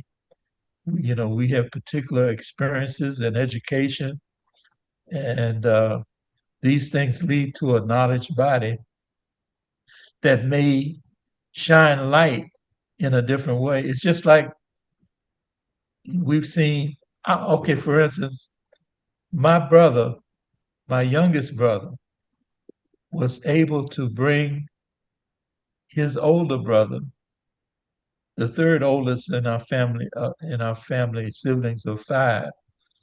He was able to bring him to a point where he brought him out of the darkness of not believing in God at all into the expressions of the Christian faith, what the Holy Bible says about faith and so forth. And I noticed right away the uh, the change in his behavior, because before that he would walk into a room by himself. I would be there, and it seemed like the atmosphere changed, like a dark cloud came into the room. But afterwards, calling me on the phone, "Hey, Mike, how you doing? You man, I just thought I'd give you a call." Wow, what a difference, Big change, huh? Big Yes, change. a big change. And so this is what an awareness and an acceptance that there is a creator over us, in my opinion, you know, and Yes, this yes. this guidance is so important Mm-hmm. to bring this to us, Brother Man. Yeah. I'm back. Yeah, I do lean while when Yeah. you stepped up for a few minutes, Mm-hmm. we were speaking about Sam Cobb Farms. That's a brother has produced dates. We all Well, eat dates all year round, especially here Ramadan coming up. mm-hmm. Yes, it's going land online and put in Sam Cobb, Well, yeah, COB. in fact, there was some issue about that. I saw somebody was saying because he's a farmer. I was Yeah, telling brother, I said he's a farmer. So they were concerned. Our people have so many issues with everything anyway. They don't know. I'm serious. He's a farmer, Yeah, and he supported Donald Trump. that's right. I said, but he's a farmer. We want to get that rebate money that went out to all the farmers. Now right. see, He's a All right. farmer. And here we were. Now we're gonna punish him yeah, for getting his share of the rebate money. Mm, yes, I said, boy, we something. we I mean, seven. look, yeah, as a Muslim, now in Philadelphia, I'm in Philadelphia. Now, I'm not a Democrat, but since most people here are Democrats, yes, I help out in terms of if the mayor wants some advice or whatever, I give it to her. If the governor wants some, I give it to her. Now, I'm not a Democrat, but both of them are Democrats. Right. yeah, In fact, this past presidential election, the Vice President Harris asked me to do the invocation before she mm, accepted the nomination. I'm not Uh-huh. a yes, Democrat in that sense, but Mhm. I knew that she was a better candidate from a moral base than President Trump. All right. So Mm. I'm on stage with all the big stuff. People say, "Oh, you're a Democrat." I said, "No, brother. Y'all understand that the Muslim got to be wise. Right. yes, Right. You can't be emotional. Mm. Man, if you know somebody got a better moral stand, a better, I said, study the Prophet of Salam. There's a book that people need to read. The Muslims need to read.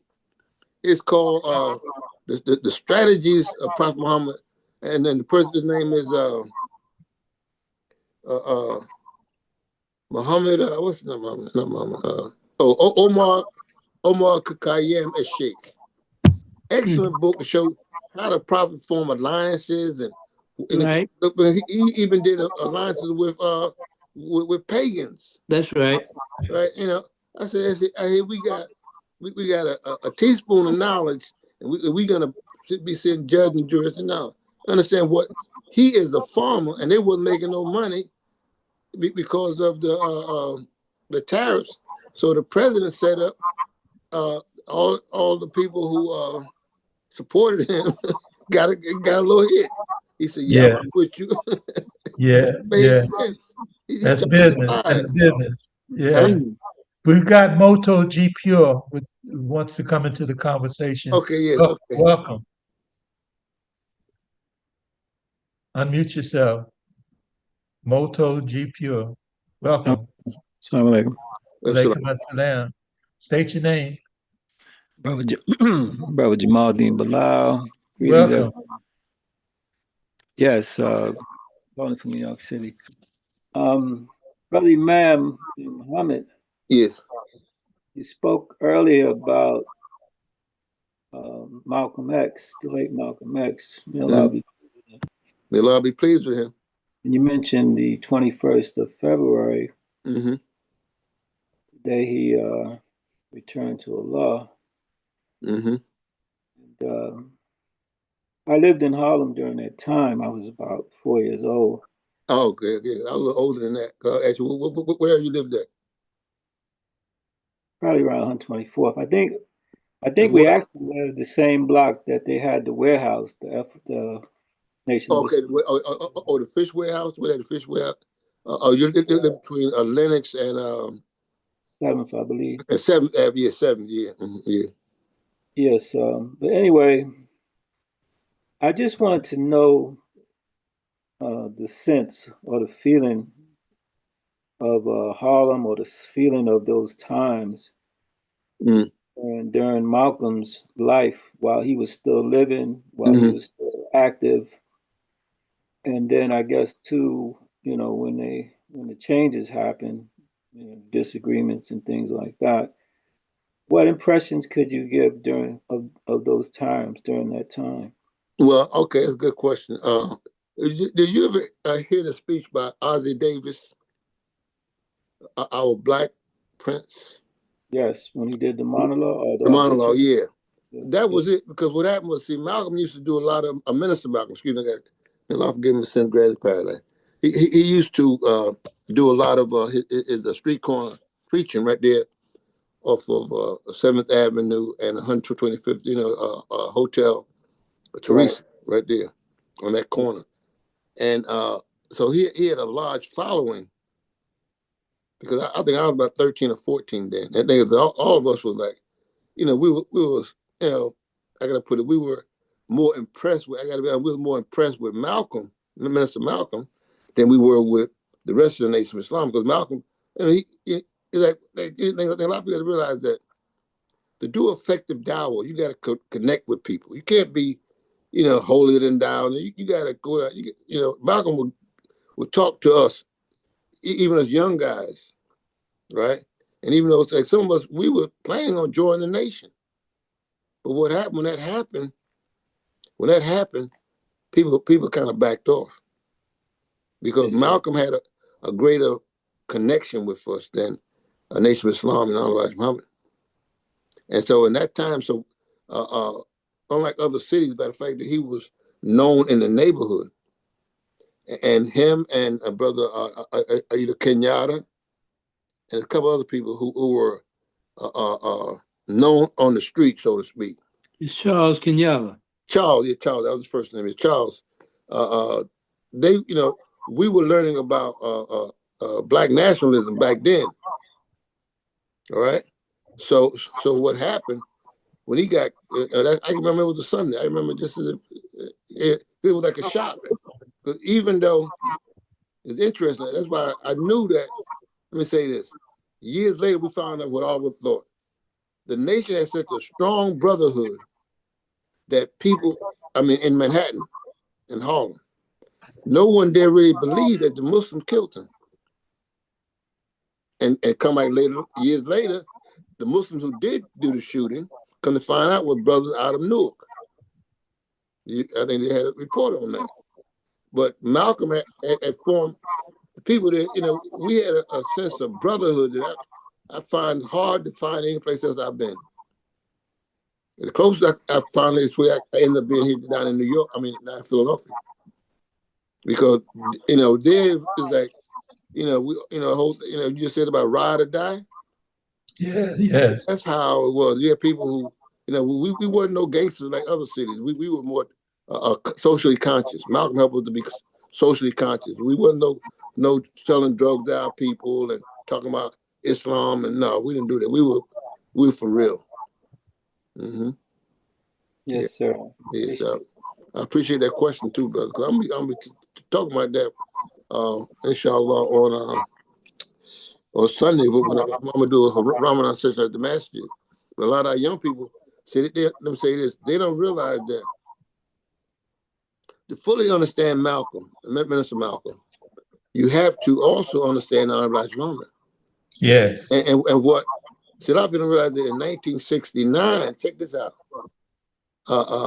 National Geographic, Reader's Digest, it said the Honorable Elijah Muhammad was the most powerful black man in America. Well, if that's the case, why you never see him mentioned in Black History Month? It's intentional. Yeah, absolutely intentional. Because he was the one, Minister Malcolm, Muhammad Ali, Minister Farrakhan, and his son W.D. Muhammad are all fruits of the tree of Elijah.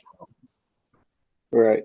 Right? So if you really want to understand, you really want to understand the boldness that they got, the backbone that they got, the bravery they got, you got to look at that man, because they were lynching people in the 40s. They talked the way he was talking.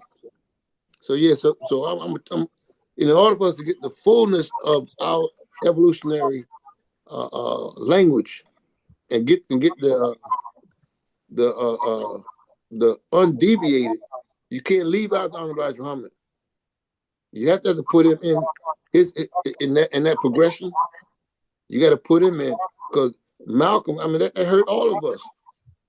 Yeah. That set us back. Traumatic. Yeah, that's right. Yes, sir. I agree with you, and I like to add this as a theory Mm-hmm. as to why the Honorable Elijah Muhammad is not mentioned in that same vein. Mm-hmm. I grew up as a non-Muslim, Mm-hmm. so I had to kind of just be a student and gather as much information about the history and past Mm-hmm. things like that. Right. And I never really addressed it with the non-Muslims, so I just kind of theorized. But I'll Mm-hmm. ask your opinion about it in terms of people's reaction to Oh yeah, the. I'm telling you, the city. I'm telling you, look, if it wasn't for Mr. Parker, he came, and in time, a lot of the love they had for Malcolm, they turned it to him. Yes. But this is what I want to pose to you as a theory to the Mm-hmm. audience. As far as being a non-Muslim or somebody on the outside looking in, Right.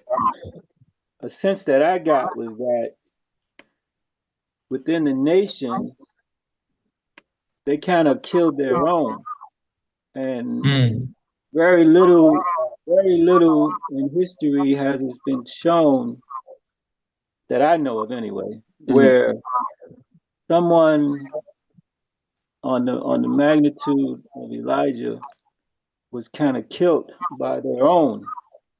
And as a result of that, a lot of non-Muslims and even Muslims too, who are part of that or who understand or study the history, might still be kind of directly or indirectly mad at the nation or mad at the Honorable Elijah Muhammad or members within the nation for killing their own and killing one of our great shining stars for liberation and all the things that we supposed to, or the nation is supposed to have represented as far as uplifting black people. But yet, we killed one of the most shining examples of what we were trying to, or what was trying to be displayed. So I think maybe I'm just theorizing. Some of it maybe is indirectly being kind of angered at the nation or the Honorable Elijah Muhammad. Let him respond. Let Well, him yeah. respond, Jamal. Oh, Okay. okay. You want me to respond to this? Sure. Okay. That's possible. But what I'm seeing and what I lived through was that the that was not the type of division that you actually saw. All right. It wasn't. Remember that this is 65. So for Right. the next 10 years, the nation kind of, in material sense, really blossomed. And in the neighborhood, I say again, once Mr. Farrakhan came, a lot of that attention that was for Malcolm went to Minister Farrakhan and his Nation of Islam. But also, the media began to build up Malcolm, right? Because they didn't call him Malcolm X the way that they do now. I tell you something. I remember, talking about they started promoting Alex Haley's book, autobiography of a Malcolm X. It became required reading on all the college campuses because to get the attention away from Malcolm, because as much as I love Malcolm, he left no programs for us to work from. The Muslim Mosque Incorporated never got accomplished. That's right. Organization of African American Unity never got established. So basically, they left us with a image, right, but not a program to follow. Even to this day, there is a lot of they have especially this month you see a lot of Malcolm speeches, but they all are from his Malcolm X days. In the very little from him as Haj Malik El Shabazz. But I'll tell you a personal note. When I decided to go study overseas, because Malcolm did leave a pointer. He left us a pointer, which is to get the right Islamic information, you got to go study overseas. This was inferred. He didn't say this, but they gave the impression that he found true Islam overseas. Right? Yes. How correct that is or not is debatable. But he did leave that as a marker. But what they give to the public is short time. He was Malcolm X, but also El Haj Malik Shabazz. Well, let me explain the difference. When he was Malcolm X, he was speaking from the language environment of the Honorable Muhammad. When he became El Haj Malik Shabazz, he was still forming that language. And I, as a young man, I'm gonna tell you something that happened to me personally. I got kind of confused because I was hearing Malcolm X, but the public or the media was trying to promote El Haj El Shabazz. I said, well, he had the nation language, but the Sunni or the Orthodox, we call Sunnis called Orthodox then, the Sunnis image, but he never developed that. He never developed that. In fact, I tell you something else. And a number of brothers, myself included, we got hung up going and researching stuff with the Socialist Party. The Socialists tried to get Malcolm, tried to get all of us actually. Malcolm was given. Malcolm X his image was given, but it's given as Malcolm X, who had became universal, but he never developed that. So all African Americans who claim to be following Malcolm, how come they didn't become Muslim? Yeah. They didn't do that. They didn't because they wanted tough talking black leadership, not progressive black leadership that's building communities. And I tell you another thing happened to me personally. Right after Malcolm passed, the Black Panthers began to come to Harlem, but they had no morals at all. These guys were talking about the black woman, all of that. They were busting White girls. They were busting the sisters. I'm trying to look. Excuse me, I'm on TV. I'm on the internet. I'm sorry. It was hypocritical. it was hypocritical, man. Yes, sir. I met a brother. I'm sharing with you. I know some time ago. A brother by the name of George Caldoon. In fact, he have started a thing called say the Harlem Zone. You ever heard of the Harlem Zone? Yeah, he in New York. He In in New New York. York. Well, George and them started the Harlem Zone. Him and what's his name? Brother Kennedy. They started the Harlem Zone.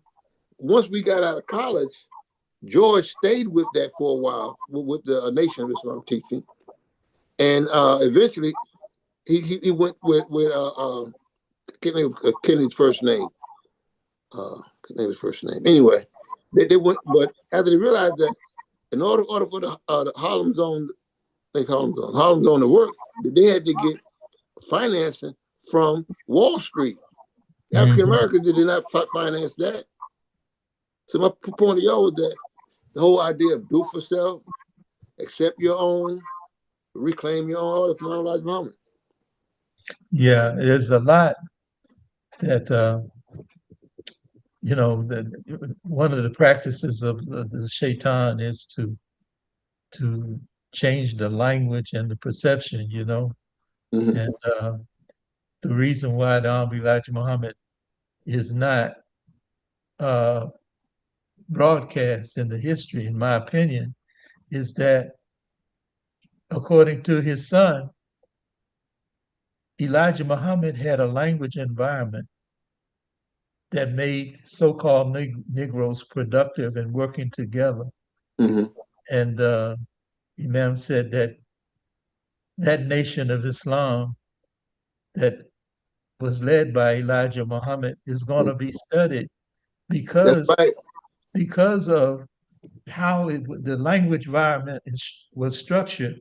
And within that language environment, I didn't see until maybe a couple of years ago that the Holy Quran had been taken down off the shelf by Elijah Muhammad and brought into the classroom, that his son Wallace and Akbar and Donnell Kareem and Sister Gloria and others were taught by Professor Diab, who became Dr. Diab, uh, teaching the Holy Quran guidance, the Quranic Arabic language. Mm-hmm. And that was a part of the language environment of the Nation of Islam, unknown by many of us, even those within in the context of being members. And a great help to dignify the Honorable Elijah Muhammad was the man that wrote the Black Muslims of America, Professor C. Eric Lincoln. Yes. But his contribution to showing a scientific insight into that movement was the fact that he described it as a proto-Islamic movement, Mm-hmm. meaning that it was moving in the direction of al-Islam that his son produced, or I should say, That's right. his son led us to, Mm-hmm. That's right. and that gives continuity, that shows it's the developmental language, Mm-hmm. moving us to being better human beings, being better neighbors, being better citizens of the United States of America and citizens of the world. Serving Almighty and there's a lot of generalities going along, but I use the language that I heard Imam Muhammad use in terms of this worship was serving Allah's will and plan for His world and His people. Mm-hmm. It's specific. It's not a generalization. It means that each human being has the dignity of identifying what their part is going to be, what their assignment is going to be in terms of making a better world. Mm-hmm.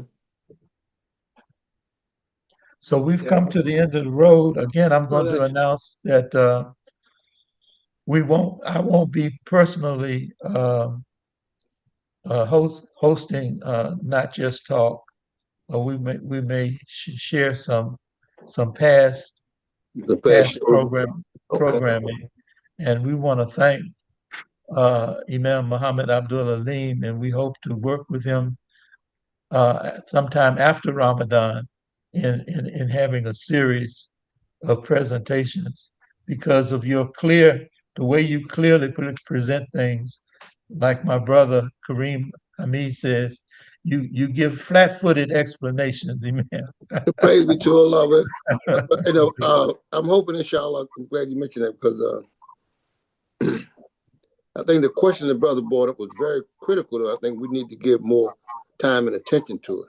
You're Yes, right. sir. You're correct. Because see, You're correct. our people still struggle with that. Yes. And what I've seen is that Muslims who made the transition to Imam Muhammad, I always bring this up, even when the Imam looked at me when I was saying, he gave me a look because he knew that I was on to something.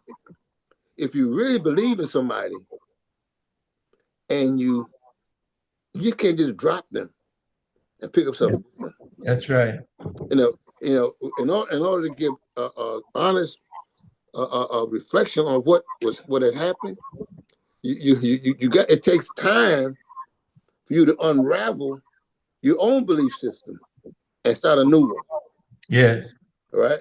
And I contend that the question the brother asked was more sincere than the average Muslim I know. Yes, sir. Who came up and said it was with the Imam, because they never asked these questions, because in a 10-year period from 65 to 75, I lived this. Our community had more crime done by members in the community than any other time in our history. All right. And we never resolved that.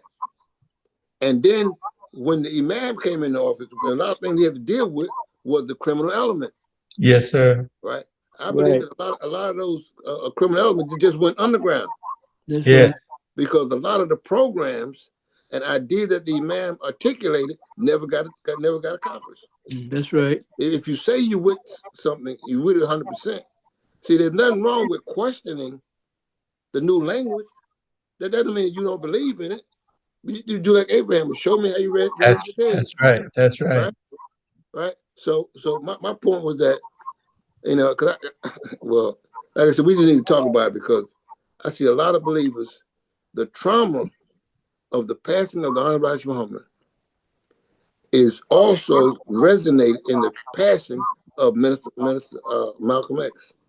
Those are connected. If you don't understand what went on in our psyche, you can bring new language, and I think that it's going to take at least 2 more generations before the Muslims today can fully appreciate Imam W. Muhammad. Because at least now we got a body of knowledge. We didn't have that when Malcolm, we had Message to the Black Man. Yeah, yes, sir. Think about it. All right. Well, yeah, we were down like Muhammad. But then we dropped that and say we with the Imam. Yeah, I think the Imam's approach was to help us to see ourselves. The Nation of Islam environment was captains and lieutenants. I'm saying that, but we're saying that from what the Imam said. I'm saying, but how do we deal with it? See what I'm saying? A lot of what people say to me is like parroting. Yeah. Did you really study what the Imam says? Did you really look at, okay, how can you go from God is a man and that Dr. Muhammad is his messenger, and you never studied? But the Imam also told us we got to learn the Quran. How the people who have been in this association since 1975, and they're told that in 1975, still can't read the Quran? They did with the Imam. What's your new foundation? Yeah. And that goes with, really taking time to reflect. That's right, to analyze and see what our what do you call it? What our relationships really are. That's truth. right, and I talked about this on prayer on Sunday Islam. If you don't deal with the trauma that you underwent during that event, it just laying dormant, affect everything you're doing. You mentioned the term cognitive, dissonant cognitive, what is it? Cognitive dissonance. Right, it's a person living in denial. Yeah, that's what it is. And it's and that's why I say we have programs like this, right? People need to come on and look. You have 50 years since the passing of the Honorable Muhammad. and people still can't talk about this. And we got what 18 years since the Imam, Yeah. and we still Yeah. can't talk about it. I started with going all the way back to chattel slavery and the dysfunctionality that was produced out of Okay, you got to go back to that. You got to was go a back, cut. but step by step though. You got to, Yeah. some people they can't deal with that. They can't deal with the fact that Yeah. and like uh, uh, some people first of all never was in the Nation of Islam, but they were influenced by their blackness.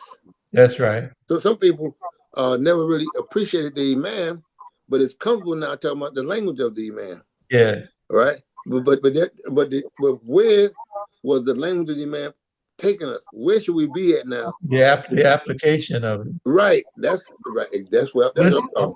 We're gonna have to put a pin here because I don't want us to be abruptly cut off. Okay, So well, let's close out then. and we want to make a dua, Yeah. a supplication to Almighty God Allah, and ask you to return. Inshallah, we'll have recorded programming, but we pray that each and every one of you have a blessed Ramadan and a blessed Eid, and we look forward to you continuing to support and be a part of American Muslim 360. Next week, pardon me, tomorrow, we have the reading of the Quran, chapter 18, 7 o'clock Eastern. And then following that, we will have Martha Nyla Williams Abdullah, the executive director of Community-Wide Shura Conference. She will have the Friday Community-Wide Shura Conference Roundtable at 8 o'clock. And Martha, let me see if Martha's still with us. No. So we invite you to join that. And following in the afternoon, we will have a series of Juma prayer, Friday prayer presentations. So we close out with, oh Allah, guide us among those you've guided aright. Save us among those you saved. Bless us in whatever you give us, and deliver us from the harm that you judge. You judge, and none can judge against you, and those whom you befriend are not disgraced. Ameen. Thank you, dear audience. Thank you, Imam Muhammad. That was a pleasure, inshallah. But we will continue this, inshallah. Yes, sir. Thank you so much. Thank you. Thank You you. gotta be safe now, and you have a blessed Ramadan. Yes, sir. Right. To you and your family, and to the Philadelphia community, and to everyone on the Zoom, and the YouTube, we pray the same. A blessed Ramadan. Thank you, everyone. Assalamu alaikum. Wa alaikum salam. You be safe. Wow.